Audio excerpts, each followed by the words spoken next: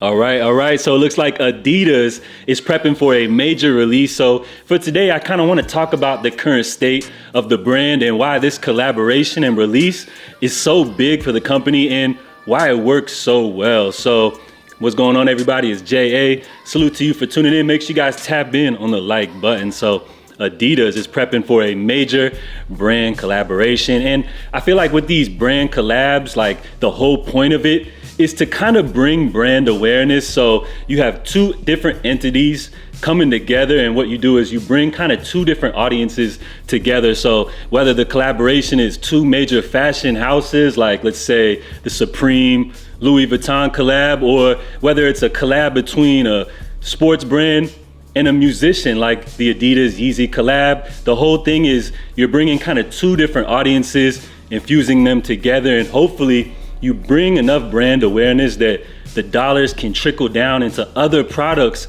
that the brand offers. So for example, people buy into Adidas for Yeezys and then they go ahead and buy other things like Ultra Boost. You get the picture.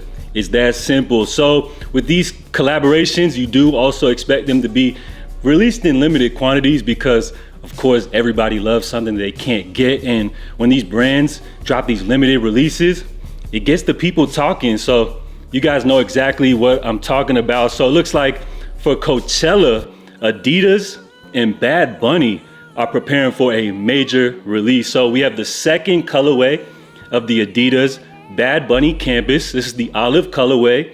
And I know everybody on the internet is already saying that Adidas is trying to copy Travis Scott with the olives. And I mean, you can't blame them. You got the olive colorway, but I feel like this is totally a different vibe. And I don't know, would Adidas really copy Nike like that? I don't know, that's kind of up for you guys to decide. Now, this colorway I feel like is cool. I think for this model, it's appropriate, it fits in. I like the added little touches and details that you get with the Bad Bunny collab from his branding, and then with the exaggerated silhouette. We all know the Campus is a classic Adidas model per se, but with this new update, it kind of gives it more of like a performance exaggerated update to give it more of a skater look. Cause I feel like that's kind of the brand image that Adidas is going for with their Bad Bunny collabs. They're kind of giving us more like skater-esque type of shoes, which is kind of a trendy look at the moment. So for this release, they're doing this big Coachella activation, as they like to call it, which is some major presentation of some huge set that's designed for Coachella, I guess. So I don't really know what the whole Coachella vibe is like. I've never partaked in any of these type of activities, but you guys let me know, do you think this is cool? But we gotta give Adidas some credit for being ahead of the curve when it comes to these promotional music endorsement deals. So in the past, traditionally, when it comes to the sneaker industry, we know brands like Nike and Adidas to do deals traditionally with athletes, but Adidas was definitely ahead of the curve when it comes to linking up with musicians. Like you take it all the way back to the 80s with the Run DMC Superstar collab, and then you take it to more recent collaborations. Like I feel like they did one with Big Sean. I remember they did a collab with 2 Chainz, I believe in like the early 2010s. And then of course, everybody knows about the Yeezy collab, which turned out to end up being one of Adidas' most successful collabs in the brand history. So when it comes to Adidas music collaborations, let's take a look at where things are now in 2023. Of course, everybody knows how the Adidas Yeezy situation ended up turning out.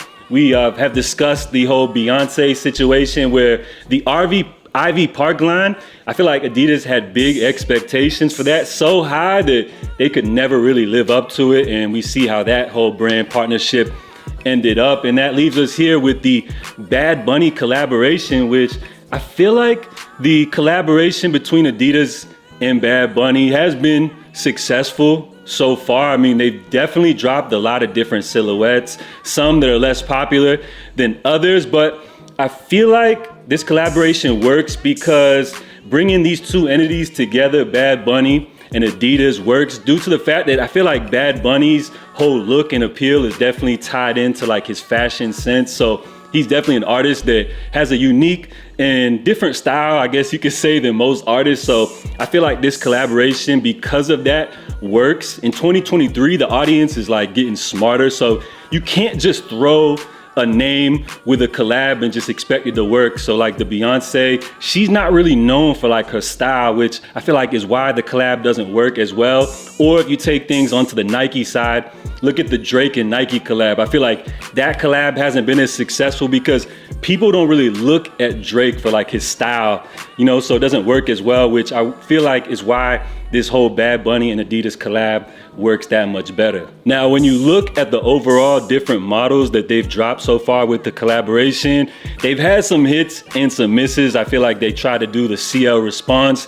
That was a no-go. I definitely feel like the power phase probably wasn't that great either, but I think they definitely struck gold when it comes to the Forum Low. I feel like that was a great look for Bad Bunny and Adidas, kind of give that skater-esque look to the Forum. It works with his brand, so it equals success. Now, when it comes to this new model, the Campus, I think the Campus definitely has the same kind of appeal as the Forum, but I don't know if the first colorway, that white joint, really worked that well, because if you look at the secondary market, it's not really reselling for much. And I hate to base that all off of resale, but it really does determine, the hype for a specific silhouette. So we'll have to see how this olive colorway works, because I think it's a solid release. I think Bad Bunny's fan base will get behind it, but outside of Bad Bunny fans, is this release really gonna make a big impact in the sneaker community like that? I mean, I like these joints personally. I would cop them for retail, but I wouldn't really pay resale for them. So they're dropping April 29th for $160.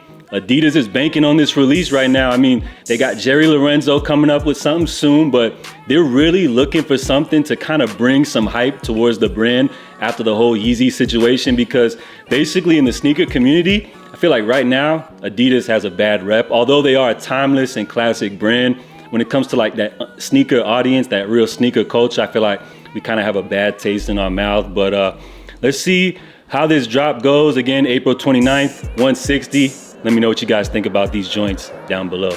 Salute.